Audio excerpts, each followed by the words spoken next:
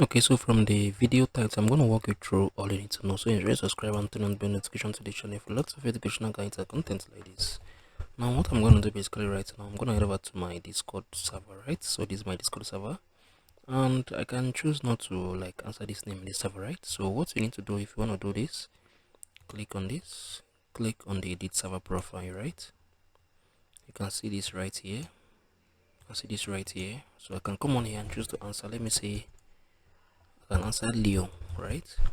If I click on the save changes, if I go back, you can see I'm currently answering Leo right here.